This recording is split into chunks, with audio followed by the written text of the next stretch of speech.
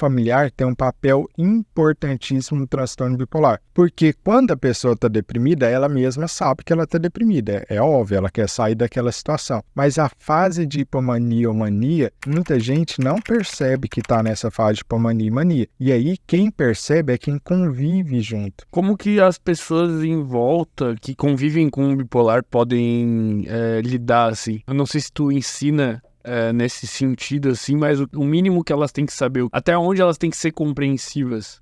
Primeiro, né, eu acho que ter o conhecimento é essencial. Tem um grupo de pesquisa de Barcelona, principalmente um pesquisador chama Vieta, que ele estudou muito o poder da psicoeducação. O que é psicoeducação? É aprender sobre transtorno bipolar, tanto para a pessoa que tem, quanto para os familiares ou quem convive, e como isso traz resultados muito mais positivos para as pessoas, no sentido de menos episódios de internação, menos episódios depressivos, menos episódios de mania. Porque o familiar tem um papel importantíssimo no transtorno bipolar. Porque quando a pessoa está deprimida, ela mesma sabe que ela está deprimida. É óbvio, ela quer sair daquela situação. Mas a fase de hipomania ou mania, muita gente não percebe que está nessa fase de hipomania e mania. E aí, quem percebe é quem convive junto. Muitas vezes, a esposa de alguém com transtorno bipolar, isso acontece direto no meu consultório, né? Que eu lembro muito bem, né? Que tem essa esposa que o marido tinha episódios de mania.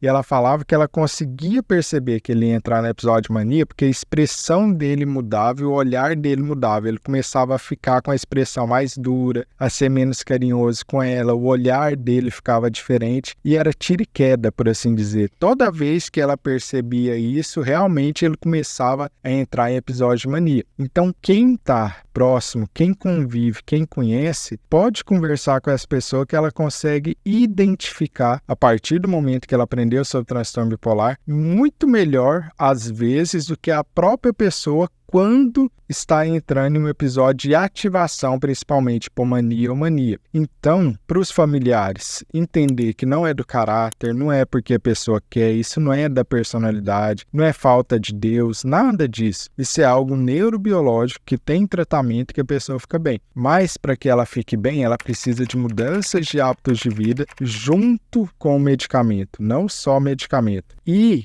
importantíssimo é influenciar positivamente, é incentivar, não é pressionar, mas influenciar positivamente, incentivar essas mudanças de hábitos positivos. O que acontece muitas vezes é que, por haver uma alta herdabilidade do transtorno bipolar, é que, em geral, a pessoa com transtorno bipolar cresceu numa família que já tinha o ritmo desregulado. Que, por exemplo, se a pessoa tem uma mãe ou um pai bipolar, existe uma chance muito maior que havia horários irregulares na casa de dormir e de se alimentar. Não é certeza, mas é uma chance maior, porque essa é uma alteração de comportamento. Então ela cresce achando que aquilo ali é normal. Eu nunca esqueço dessa adolescente, né, que foi no meu consultório uma vez. Adolescente não, ela tinha uns 23, 24 anos. E ela se espantou quando eu falei para ela que não, que as outras pessoas não iam dormir 3 horas da madrugada e não, as outras famílias não comiam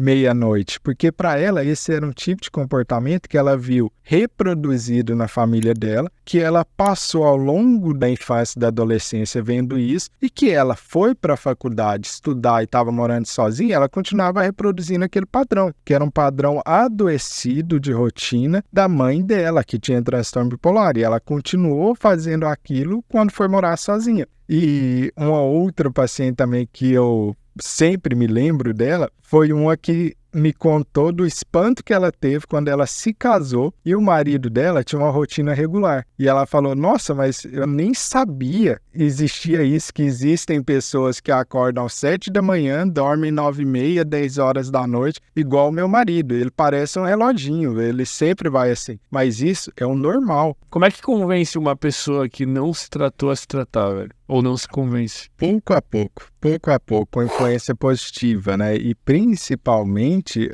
o nosso exemplo é uma influência muito poderosa. Às vezes não é só a palavra, mas eu preciso também viver aquilo que eu prego, né? Algo que eu tenho colocar na minha vida, por exemplo, é tentar regular o sono, né? Fazer atividade física, que eu nem sou grande fã, mas eu tô lá fazendo. É regular a minha dieta, a minha alimentação. Por quê? Porque eu acho que o exemplo é super importante. O exemplo arrasta, né? Palavra qualquer um pode falar, mas viver aquilo que tá pregando é outra coisa, né? Eu tento colocar essas coisas na minha vida o máximo possível. Eu consigo perfeição? Muito distante disso. Eu falto na academia, eu como fora da minha dieta, às vezes eu durmo mais tarde, vejo um filme que eu gosto, etc, né? Mas pelo menos 80% do tempo eu tô ali. Não é perfeição, não tenho, mas eu acho que vale a pena a gente Sim, o exemplo. arrastar o exemplo, né? Por quê? Porque quem é filho de alguém com transtorno bipolar sempre vai estar em risco de abrir quadro em algum momento. Sim. Então, se você é uma pessoa que tem alto risco de transtorno bipolar, você precisa